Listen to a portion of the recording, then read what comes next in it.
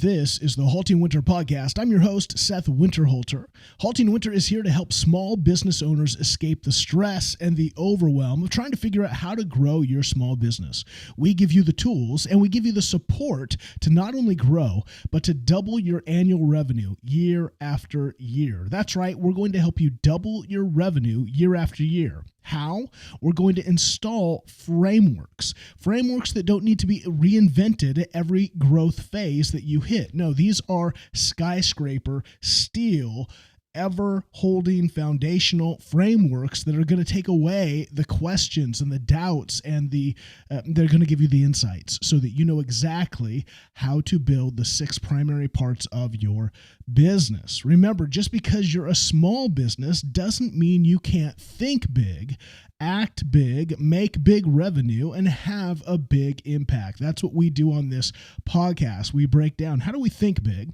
How do we act big? What does that mean? That's not hubris. That's acting in a way that's not small, that's not scarcity mindset, that's not timid, that's confident, that is because we know that we can make big revenue. And why do we want to make big revenue? Because we're greedy? No, because we want to impact the world around us.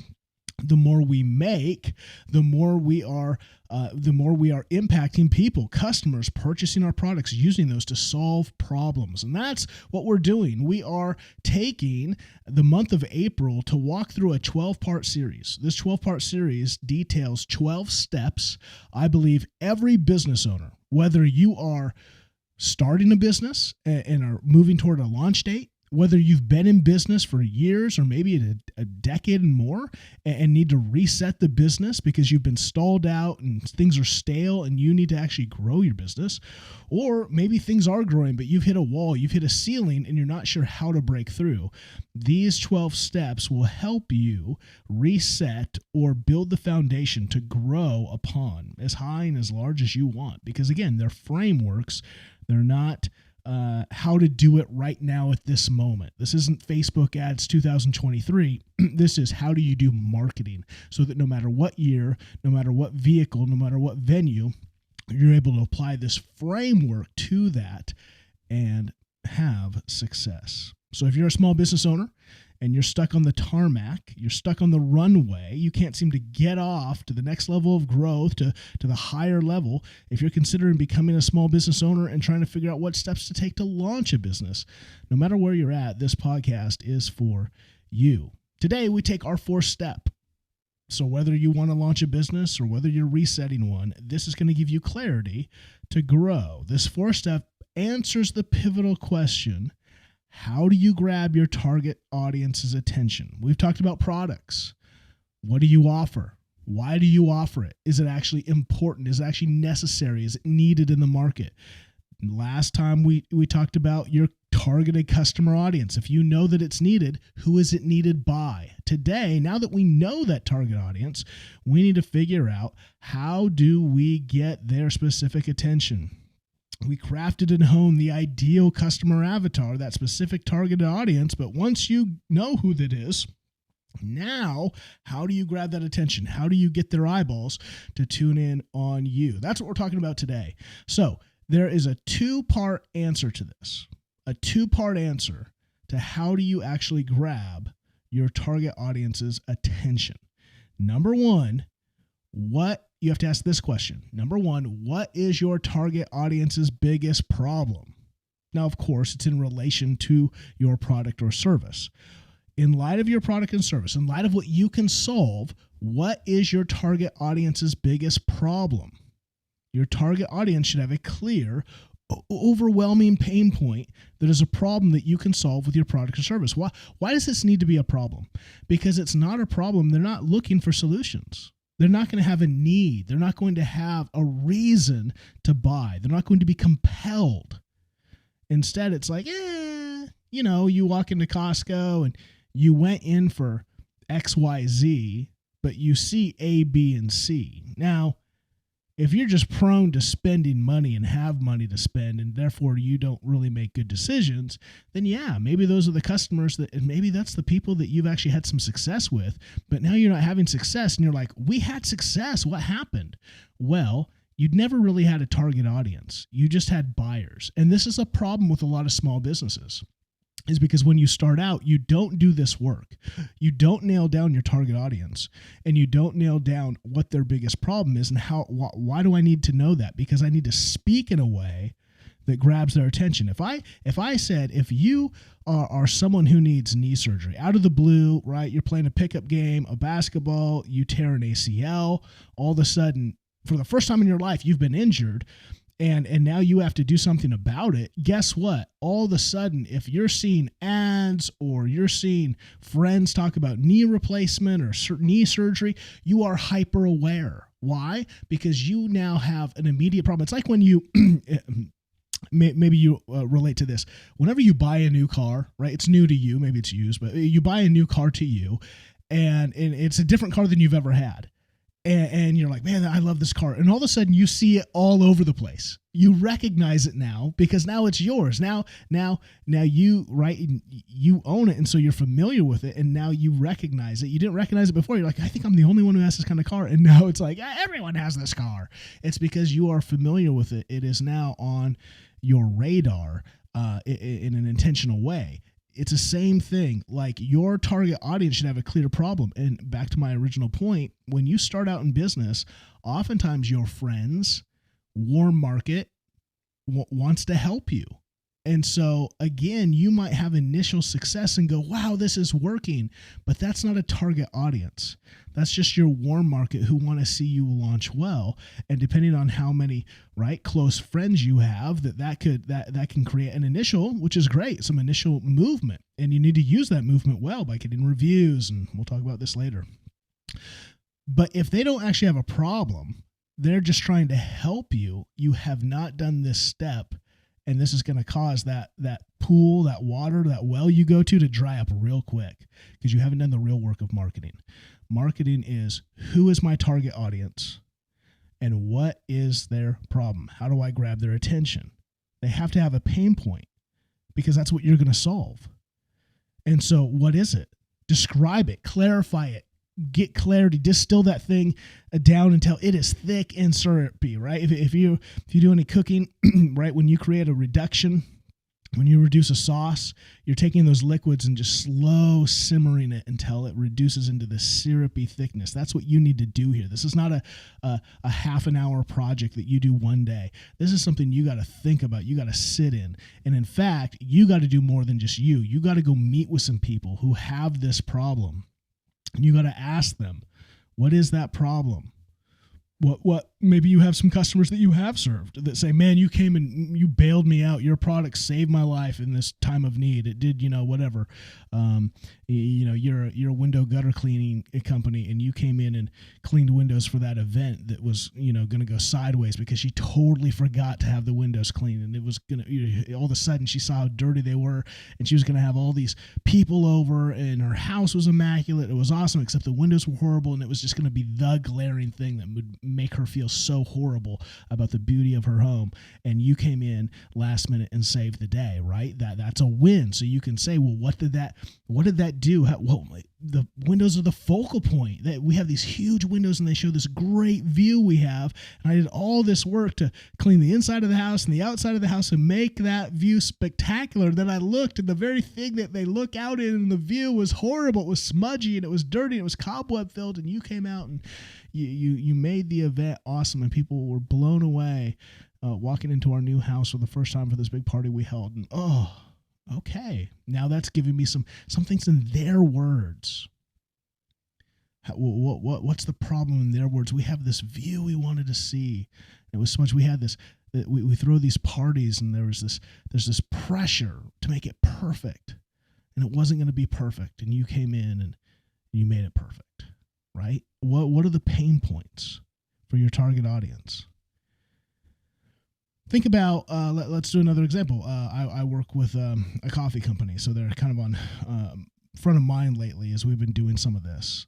Let's say, this isn't theirs, but let's say that you work for a coffee company, you own a coffee company, and you're trying to figure out, well, who's my target audience? And you say, my target audience is millennials because they're a little further along than zillennials, so they have some money, right? They have some money to spend on coffee, and we're a specialty coffee store. So our target audience is millennials, because they have some money, who love specialty coffee, right? That's kind of their thing. They love they don't want Starbucks. They want something a little more bougie. They want something a little more special.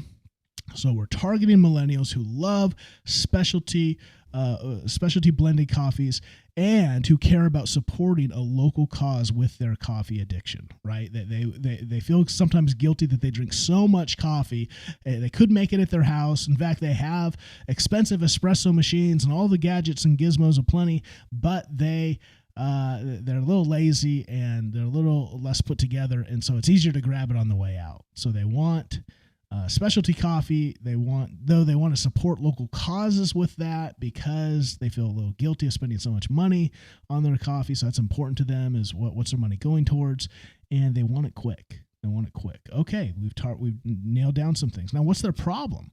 Well, not only do they want excellent coffee, right? So we got to make sure our coffee. How is our coffee going to be separated from the Starbucks and the Dutch Brothers and the places that are bigger that get their attention? Well, maybe they want some education, right? They want some insider knowledge to share about their bougie coffee. Okay, there's something we can do, right? They want to have something to talk about to their other millennial friends and feel important and feel in the know and feel unique about their coffee experience. They want their coffee to taste great, but they want to have easy access to it. They want it to be consistent. They want to be able to boast about supporting local causes through their drinking habits. So I'm drilling down. I'm thinking about what does that person feel? What do they think? How do I get in their shoes? So the first step in trying to figure out how do I grab attention is I got to know their problem. In their words, I got to get up in their feels. And this might be hard if let's say you're a baby boomer, right? This is the problem. One of the problems, because nowadays, each generation, like so much happens in each generation. History is changing and developing, and it's so rapid. I mean, right? 5 years ago, no one knew ChatGPT, and all of a sudden now it's like totally going to change the world. And so every generation, even inside generational pools, right? Things are happening so rapidly, changes are happening so rapidly, which never happened before. So if you are a baby boomer trying to speak to a millennial, a zillennial, whatever, lost track of all the names, your world was so radically different, it can be hard to really get empathetic. And in fact, today, because our media loves to divide us, our media loves to not report actual factual news, but instead it's like a soap opera channel of reality TV. And so they love to create division, because division creates eyeballs, hatred, sparking chaotic emotions creates people to tune in. It creates an urgency that I got to know what's going on. And so we tune in, and all of a sudden it's showing things that rile us up. And so it's easy now. Why am I going into this? Because this is marketing 101. It's easy now, as you, the owner, to actually have a distaste for some of your customers. And you haven't even met them. They're not even real people, but you have a distaste because you're like, oh, all this group, all the zillennials are lazy. And so they're not even, you can disqualify an actual targeted audience based on what other people are telling you to think about people. So we got to be very careful. We got to be careful to do the work here and to take our emotions out and really get into the emotions and thoughts of people. And these have to be real things. We're not putting these on them. We're asking questions. That's why you can only do so much of this. You have to go do research. You actually have to get around who you think is your targeted demographic and ask some questions, get some feedback. So I'm trying to figure out what is their problem, because the more aware I am, the more I can articulate their problem, the more than I can do. Step 2. See, marketing starts with a problem. That problem isn't you. So in light of what we just said with these millennials, right, our targeted audience, we could say, here could be the issue, the front end of the marketing. We could say, are you tired of name brand coffee that lacks nuance and a peculiarity in their flavor? Are you frustrated that your daily coffee ritual seems to be lining the pockets of big corporations and paying the salaries of big executives? Ooh, you just got my attention, right? If your target audience is a millennial who loves specialty coffee but wants to support local causes with their money and is kind of against the man and the system, doesn't want to eat and drink at Starbucks because that's the man and the system, If you started your marketing with, are you tired of name brand coffee that lacks nuance and a peculiarity in their flavor? Are you frustrated that your daily coffee ritual seems to be lining the pockets of big corporations and paying the salaries of big executives? Whew, you got a big head turn. You got a big head swivel on that. What's going on? So you start with an audience's problem. And then number two, I said this was a two-part answer. Number two is you have to ask yourself, what is the solution to your target audience's problem? What do they want? Now, here's the issue. They don't want your solution. They don't want you just to say, blah, coffee. They want to hear about themselves. They don't want your solution. They don't want to hear about why you drink. They don't want to hear why you drink coffee. They don't want to hear why you got into the coffee business. I think that's where we want to go. We want to all of a sudden go to us. This is me. This is me. Instead, they want to hear about themselves. So continue in their frame, right? Are you tired of this? Are you frustrated by this, right? I'm starting my marketing with their problem. And then when I go into the solution, I say something like this. What if you had exclusive access to some of the world's most sought after specialty coffee? And what if delighting in that world-renowned coffee funded a local nonprofit that helps people in the community right where you live? What? So let me say that again. Let's walk through both elements and hear what I did here. Because I knew the problem. Are you tired of name brand coffee that lacks nuance and a peculiarity of flavor? Are you frustrated that your daily coffee ritual seems to be lining the pockets of big corporations and paying the salaries of big executives? Yes, and yes, I just got some attention. Solution. What if you had exclusive access to some of the world's most sought after specialty coffee? And what if delighting in that world-renowned coffee funded a local nonprofit that helps people right here in the community where you live? Here's what happened. I touched on a problem that my target audience, because I've studied my target audience, and I know that my target audience is millennials who have some money because they spend it quite frequently on their coffee addiction every day, multiple times a day. But I also know that they're frustrated. They're frustrated with big corporations and bloated paychecks, especially while maybe some of their acquaintances are working as the baristas making their coffee and not getting paid much in light of huge corporation salaries, executive salaries. So they have some frustration. And that's what they're hearing too. They hear this message. I know what they're hearing. So I'm going after this as a problem. And it's not like, here's where, again, with marketing, you can feel like, I don't know, is this manipulative? That's their real problem. They care about this. That doesn't mean that you have to care about it. And that's not manipulative that you're highlighting someone's problem and solving it with your solution. You can, right? A doctor doesn't have to go, I'm a heart doctor and I do heart surgeries, but I've never had heart surgery, so it's hard for me to empathize. No, he just does the heart surgery because he knows that's a problem and it needs to be solved. So be careful that you don't get up in your head in this. Like, you are solving a real problem that people have by offering your solution. And that's okay. Like, you should feel good about that. You are doing good for that person. You're making that person feel good because you're being truthful. You are actually giving them really good coffee. You should then give good coffee. And I know, because I'm working with a coffee company that is funding, in fact, their nonprofit to help people in their community came before their coffee shop. They decided, because they wanted to do big things with their nonprofit, the only way to fund that is through actually a for-profit company. And so they created a coffee company to do amazing coffee. And part of the profit, a large part of the profit, goes to funding their nonprofit. So this is real.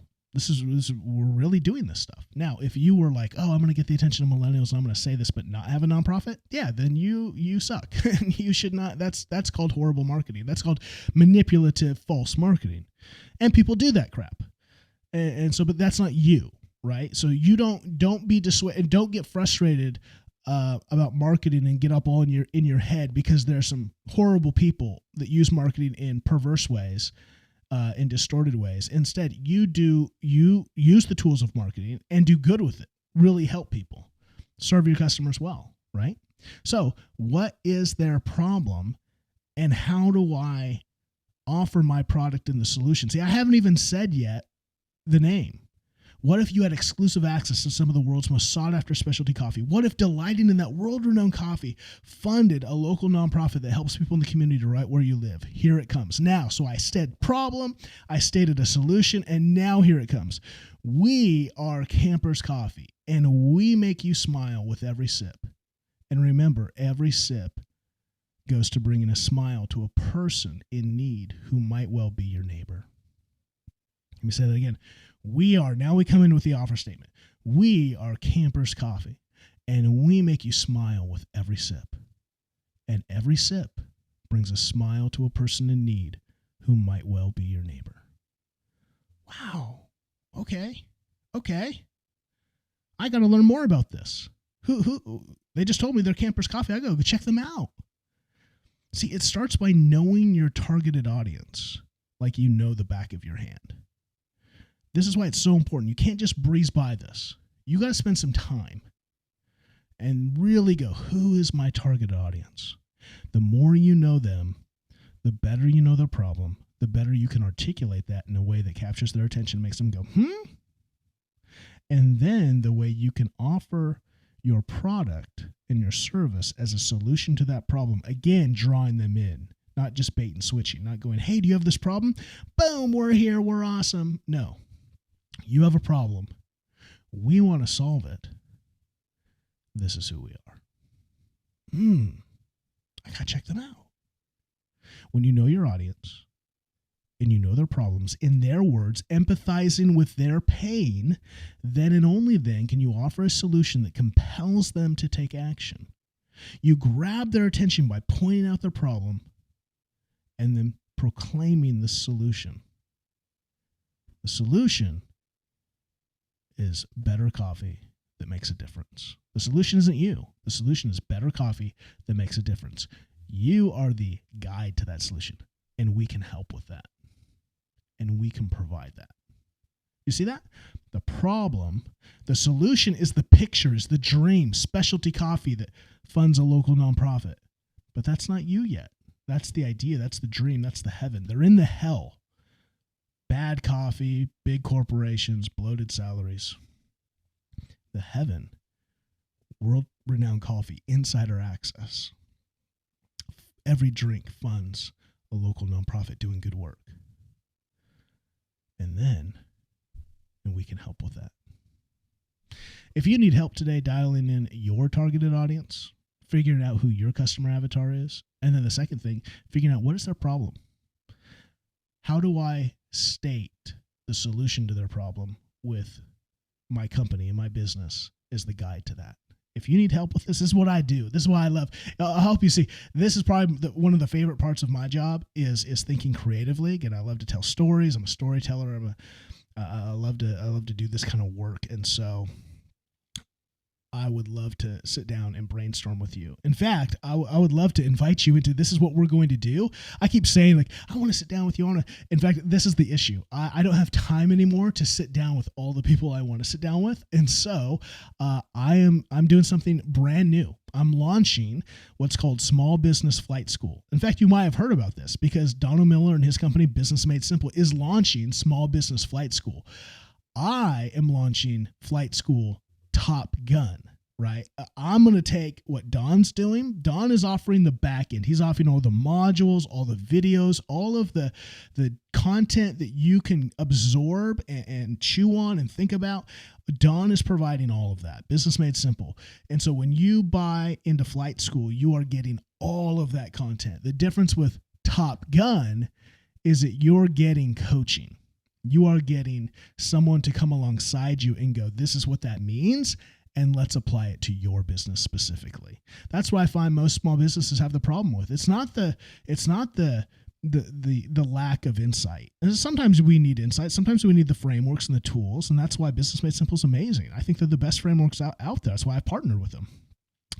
But usually it's not, you might need some tune-ups in some of the areas and some of the frameworks, but I think most small businesses, they have an idea of what they want to do. They just don't know how to apply it to them. They don't know how to do the wordsmithing. They don't know how to really dive in.